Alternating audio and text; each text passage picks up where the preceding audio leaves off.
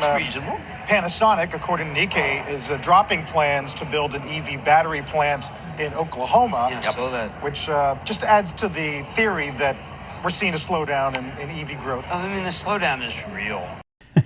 Yes, the slowdown is real. Source? Trust me, bro. And we're hearing on CNBS that the EV demand slowdown is real. I have been over this a million times already, but once more, there's no slowdown in EV demand.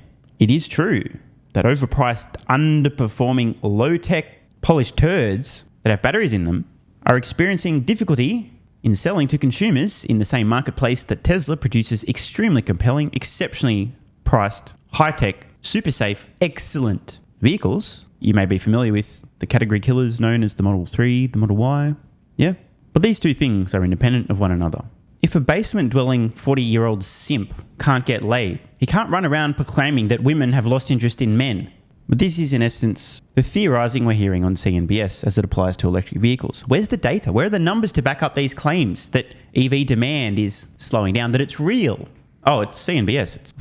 It's the fake finance news. Of course we don't do numbers and facts. We just do theories and feelings. Can someone remind me what the world's best-selling vehicle in 2023 is? Anyone? Oh, that's right, the Tesla Model Y. Can somebody tell me if more electric vehicles have cumulatively been sold in 2023 than were in 2022? Oh, wait, I already know the answer. Yes. Wait, more electric vehicles sold this year than last. But demand is slowing down because we have a theory. Source, trust me, bro. And if you're Ford Motor, you want to, well, you're not hoping for a slowdown, but you are the hybrid company. And everyone keeps saying that hybrids are where people want to be. Sorry, guys, I just choked to death. I shouldn't have been drinking some of my electrolytes in the middle of this video. Apparently everyone except me. Hybrids are rolling fossils. It was a tiny window of time where they did actually make some sense. They no longer do. And if you understand engineering, you understand the unnecessary complexity. To be buying a hybrid today, to be manufacturing a hybrid today, idiotic at best. Yep. I thought the F-150 Lightning was going to sell out because that was the inclination. That was kind of what we were getting. But obviously that's not the case. I wonder if Jim's sad, given that, last I heard, Ford stock is the largest position in his supposedly charitable trust. Again, if you guys are curious why he calls it a charitable trust, look into exactly what it is and how it operates and the purpose, and you might be questioning why you would call it that. But anyway, now the truth with the F-150 Lightning, it's a good product, not a great product, and it exists in the same market that many great products exist. And I personally believe that Ford have realized that if they keep producing these things and sell them at the market clearing price and losing roughly 75% per vehicle sold, they're going to go bankrupt a lot sooner than they otherwise would. It's true Ford are struggling to sell the F-150 Lightnings, but that's not an issue with demand for electric vehicles. That's an issue with Ford being able to sell their F-150 Lightning based on its current specs and price in the same marketplace in which consumers can buy a Tesla or a Rivian or a number of other electric vehicles. Someone remind me how many reservations for Tesla Cybertruck, which ticks most of the same boxes and many that aren't able to be ticked by the F-150, suggesting that it is technically both a direct competitor and also something much more. How many reservations for that thing? That's right, over 2 million. If you make compelling, well-priced electric vehicles, they will sell. Not an issue about demand. It's an issue about making a desirable, affordable, compelling product that you can profitably sell at scale. And, one thing that you really need to get right if you're making electric vehicles, the software. This, from what appears to be a Mustang Mach-E, and by the way, before I get any further, what the f***, dude? The touchscreen with the physical knob in the middle, obviously designed by a bunch of knobs. Have you ever seen anything dumber in engineering? What on earth were they thinking? The level of unnecessary complexity here. Some of the geniuses at Ford thought, let's put a touchscreen like Tesla, but wait, let's also then stick a physical dial in the touchscreen, adding insane levels of complexity and failure points. And why? Well, because complexity appeals to smart people, right? Oh no, dumb people, but let's pretend that it appeals to smart. Why would you do this? And the answer is brain damage. When I saw this, I thought, this is over. If this has made it to a production vehicle, the level of potato. Now, that's not even the point. The point is, check this out. Update, not successful. Unfortunately, a recent software update was not successful. Your vehicle cannot be driven. Please call customer support. We sincerely apologize and will work to resolve this situation as quickly as possible. For the tow truck operator, that's right. The software update bricked the fucking car and it now needs to be towed back to a Ford dealership or home base somewhere to be unfucked. So does this not sum up legacy automotive in a nutshell? You put the touchscreen there that can do everything, and then you stick a fucking physical button in the middle of the touchscreen because you're dumb. No other reason.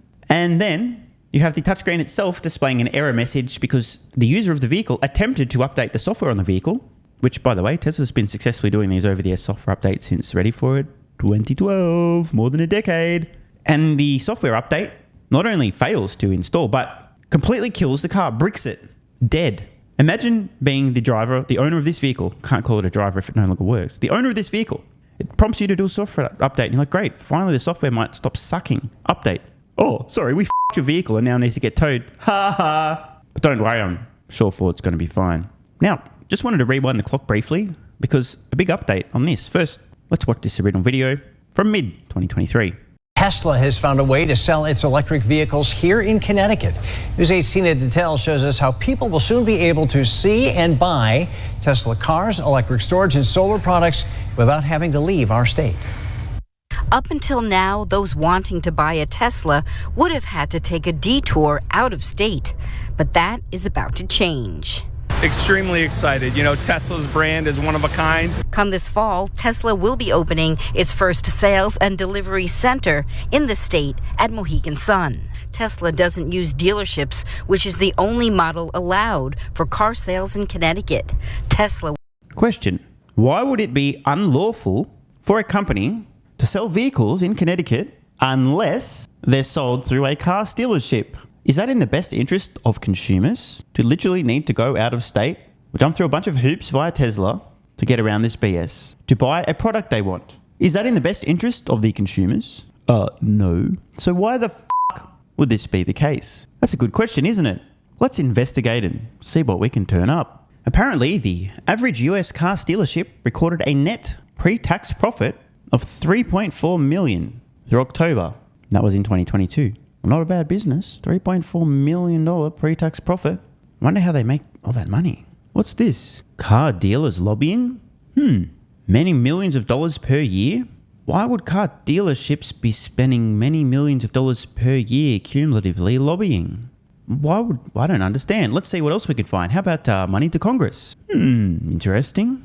Millions of dollars contributed to different parties. Millions of dollars contributed to different candidates. And this is just the most recent year. What about contributions? How curious. Why would car dealerships be contributing to Republicans and Democrats in hundreds of thousands, in some cases millions cumulatively? That's weird. Let's rewind the clock. Let's just go back to 2016, just arbitrarily pick a different year. Oh, wow. $23 million of cumulative contributions from 2015 to 16. Wow. One dealership alone dropping almost $8 million. The National Auto Dealers Association dropping over $3 million. Oh, but don't worry.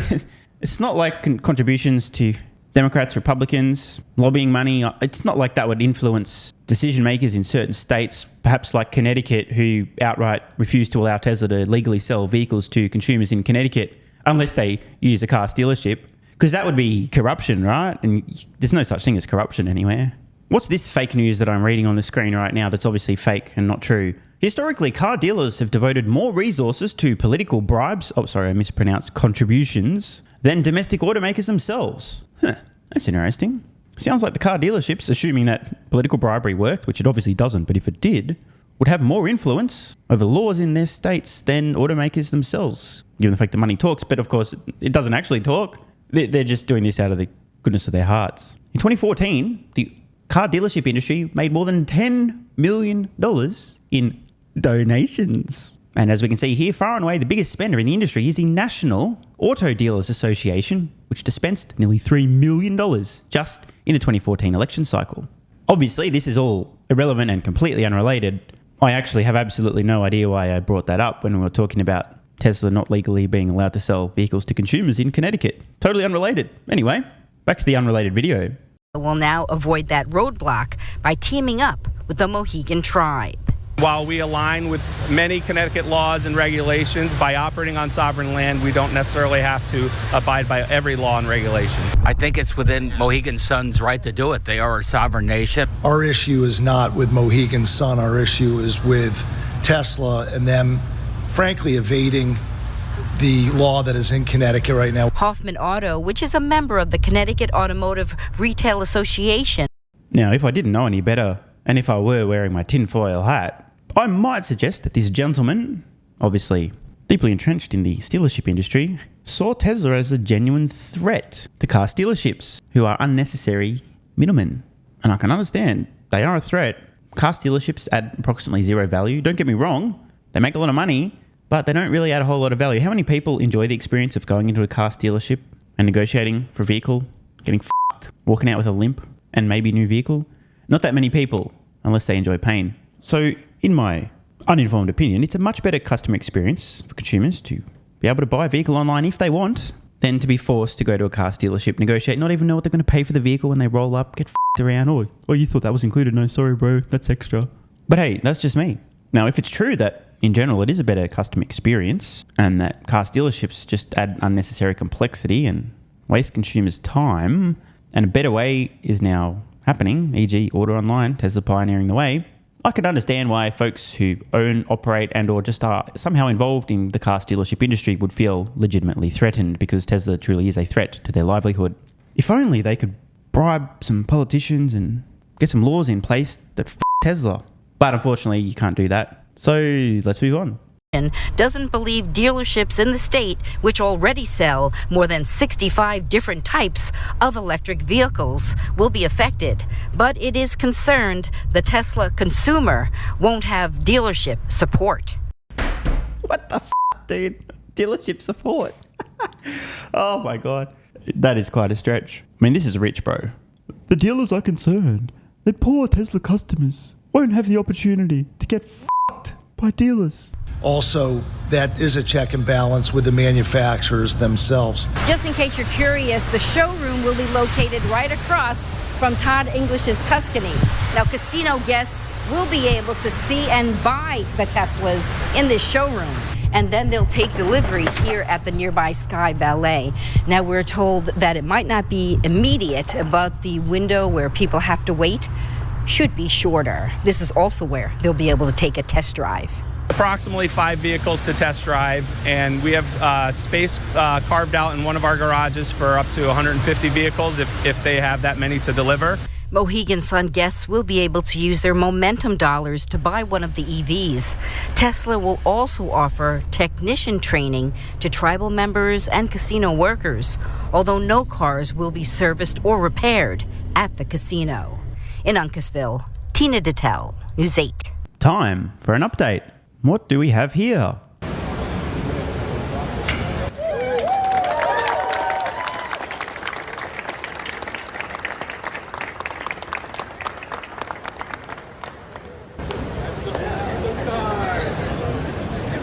From Tesla Owners Connecticut. Tesla did it. The grand opening and very first deliveries today in Connecticut at Mohegan Sun. Plus 75 to 100 destination charges coming. So I think there might be a lesson here. Try to f*** Tesla and Tesla will f*** you. Flipping the double bird. Oh, we can't sell our vehicles here legally, hey, because of all the bribes from the car dealerships. Hey, well, guess what? We're still going to figure out a way, motherfuckers. I absolutely love this. Seriously. Again, how absurd is it that it was not legal for Tesla to sell vehicles to customers in Connecticut? Utterly absurd. The good news is Tesla will always find a way. Want more content? Early access? Bunch of perks? Click the links in the pinned comment. AG1 has given me a massive, meaningful boost in energy, allowing me to do a lot more every day, including using my brain more and using my body more. I highly recommend you guys and girls check it out. It's an excellent way to fill in nutritional gaps. It's got 75 high-quality vitamins, minerals, and whole food source nutrients, plus prebiotics and probiotics and digestive enzymes and adaptogens to help you deal with stress. Plus, if you click the link in the pinned comment or head to drinkag1.com/SMR, you can get yourself a 1-year free supply of vitamin D3 and K2. But don't take my word for it. Here's what some of you guys and girls have to say. AG1 has changed my life. I was, as you described, treating myself like a circus, ate like trash, rarely exercised, used alcohol as a stress crutch, cannabis also. AG1 is what gave me the kick in the ass, got me back to the gym, motivated me to do more for myself, family, my business, etc. Keep doing what you do. Now, I know there's some skeptics, the same kind of people who think Elon Musk is a fraud, reading this going, what do you thought? There's no way that's possible, bro. It must be a placebo effect. Believe it or not, this is a recurring theme. If you give your body everything it needs to feel and perform its best, including having a lot more energy, you'll need ways to use that energy. For me personally, That includes more exercise, moving my body more social activity, and more cognitively demanding tasks, including producing a fuck ton of exclusive content over on Twitter and on Patreon, plus my daily YouTube uploads. The proof's in the pudding. On to another testimonial from a viewer of this channel. SMR, you asked me to provide feedback on AG1. Here it is. It has helped with mental acuity, stamina, and intestinal waste management. Can't read between the lines. Certainly helps with regularity and digestion. That's what the digestive enzymes are for. It has also dramatically reduced my cravings for sugar. You guys need to stop eating sugar. It's fucking poison. I'm 50, 5'9", and overweight, aka a fat motherfucker. I think that's a technical term for overweight, isn't it? Is it fat motherfucker or obese? I can't remember. I average 100 hours a week in the West Texas oil fields as a safety supervisor. Jesus Christ, dude. No wonder you're struggling to keep your weight under control. 100 hours a week. Brutal. It has helped me lose weight. It is not an appetite suppressant. It can help fat people suppress cravings, and motivation to be healthier is critical for changing your diet. Love you, brother. Again, this is a great point. It's something people really don't seem to grasp. If you have more energy, everything becomes easier. It's like turning on easy mode for life. A few years ago, before I was taking AG1, my health was trash. I was struggling to get through the day, had afternoon fatigue. The last thing I wanted to do was either use my brain or move my body. Didn't have the energy. Now, my biggest struggle every day is figuring out ways to use that energy. I'm exercising way more, doing a lot more with my friends and family, and of course, my work output has increased substantially. And you can fact check me. Check out the average length of my videos I was posting to YouTube 3 years ago. Need I say more? And one final testimonial. Love this one. Okay, here's the deal for me with this AG1 shit. I'm 41 years old and not the type to eat, drink, smoke, or sleep healthy, so I was skeptical. That being said, here's what I experienced. Day 1, meh. Day 2, afternoon fatigue was about 45 minutes late. Day 3, 0 afternoon fatigue. Day 4, 0 afternoon fatigue plus extra energy. Day 5, again, 0 afternoon fatigue plus energy, wondering, what the fuck, really? See, this is the thing, right? The results for many people are just almost too good to be true. This is the same experience I had. My afternoon fatigue just vanished out of nowhere. I'm like, wait, what the fuck? Why am I not tired in the afternoons anymore? Surely, it's not that AG1, is it? Turns out it was. Day 6 and 7, same thing. Day 8, same thing. Plus, I had the want to get things done around the house that I normally would slack off and not get done. Again, the point, extra energy, you'll need to use it, you'll find ways to use it. Day 9, 10, and 11, and today is day 12. I fucking love it. So however you managed to get me to buy it, I'm so glad you did. Thank you so much, SMR. It really changed me so far. Guys, this shit really works. Just try it. By the way, this is the reason I continue to relentlessly promote AG1. A lot of people get real fucking mad in the comments. Oh my God, snake oil salmon's sold out. Oh my God, he's a scammer. This is fraud. But constantly, I'm pretty sure everyone making these comments is also currently short Tesla stock. I'm not particularly concerned about people having a negative perception, those folks suffering from small brain syndrome, still living in my bum's basement syndrome, etc., writing mean comments, claiming AG1's a scam or it doesn't work. I mean, bro, when I get feedback like this is what keeps me going. Just try this stuff for a month, and if you don't get these results, get your money back. See, it's a literal no-brainer. It's an IQ test at this point in time. Testimonial after testimonial after testimonial like this. Get your money back if it doesn't work. Just try it for a month, and if it doesn't work, get your money back. Today's the day. It's finally time. Be like this guy who was a massive skeptic, but finally, after 1,000 promotions in a row, caved in, tried AG1, and has results like this. Head to drinkag1.com/SMR or click the link in the pinned comment, and please, let me know how you're feeling in a few weeks' time. Now, if you'll excuse me, time to put my extra energy to good use. I'll be recording some more exclusive content for Patreon and my Twitter subscribers. So click the links in the pinned comment. See you over on Twitter and or Patreon, and don't forget to grab your AG1. Love ya.